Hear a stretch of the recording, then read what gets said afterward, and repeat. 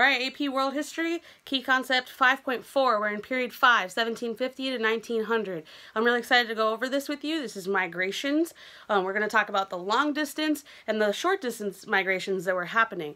So I'm going to show you exactly what to focus on. It's kind of a quick key concept, but it's really important and it's a good one for essays. So pay close attention and I'm going to show you exactly what to focus on.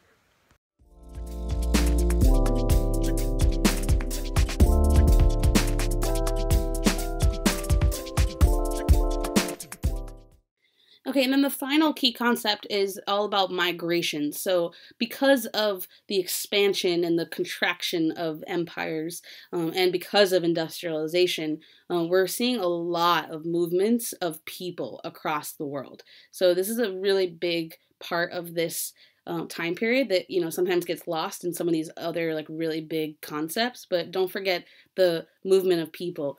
We're seeing them, people are moved, influenced by demographic changes. There's better food production. More food always means more people, right? And better medicine, more people. So because of more people, we're having more migrations.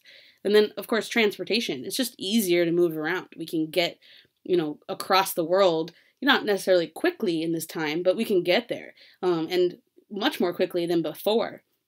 And so what you could do is you could travel someplace else that's not your country, work for a little while, and then go back to your homeland. So we're seeing that in, Japanese agriculture workers in the Pacific or, Italian industrial workers in Argentina. So you could move for a temporary or permanent opportunity. And then, of course, there's lots of reasons why migrants would actually move around. These are push and pull movements. Something like free will, right? Like they're just looking for work. Anyone can pick up and move to another country. So like a manual laborer or a specialized professional, you can move. There's a pull towards an opportunity. If there's a job available for you in another place, you can go and work there. And then there's also coerced and semi-coerced types of migrants. So, for example, slaves or indentured servants for the Indian and the Chinese, convict labor, sending the British convicts to Australia. So people didn't always move because they wanted to. A lot of people in this time period were forced to move, and that's something we should never forget. A lot of these large-scale migrations in the 19th century really had an effect on both the migrants and the places that they went to. So, for example, migrants tended to be male, which meant that they would leave women to fill jobs that had been filled by men. And they also are creating these ethnic enclaves. So, for example, the Chinese in Southeast Asia or the Irish and the Italians in North America. So, something like Chinatown is an example, a micro example of an ethnic enclave. But, in general, there is a large population of Chinese people in Southeast Asia as a result of these migrations. And just to note, people tend to migrate to the place closest to them, right? If you can move close, you're going to choose that rather than a long distance migration.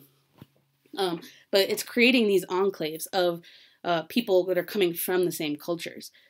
And then all of that, whenever there's more migrations happening, you're going to see also a spike in anti-immigrant policies. So 2 examples of that in this time period would be the Chinese Exclusion Act of 1882, which literally prohibited Chinese from migrating to the United States. And then the White Australia policy, which was trying to keep Australia white. So these are 2 examples of anti-immigration policies. So as another point of synthesis, even today, anytime we're seeing more migrants, we're seeing an increase in migrations, we're also going to see an increase of anti-immigrant policies. So I just want to quickly show you this map, which was made by Benjamin Freeman over at Freemanpedia. So if you're not using that website, you definitely should go check it out.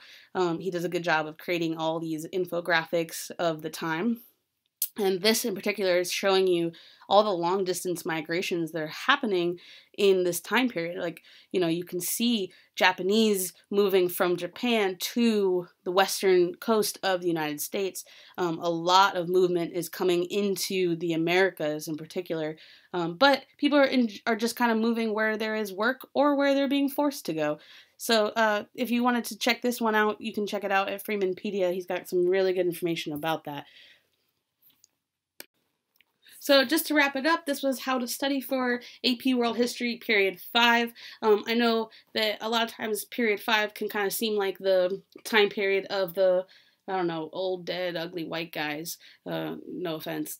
But there really is a lot. There are a lot of people. There are a lot of different people that are affected by what's happening in this time period. There's, women of all races and backgrounds, and there's people in Africa and in Asia that are being extremely affected by this, and then of course these like revolutionary leaders in the Americas.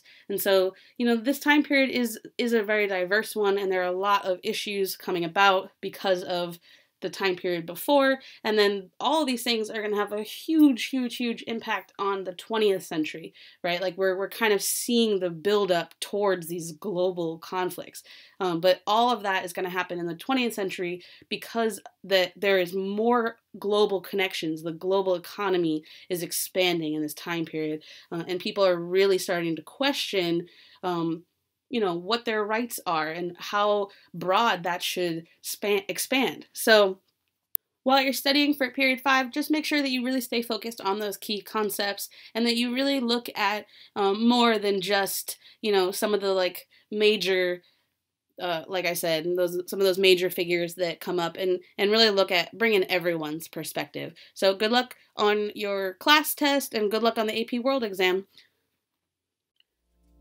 Hey, this is High Level History with Miss Amaral.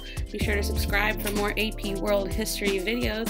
Follow me on Instagram at High Level History for a woke version of your AP World textbook.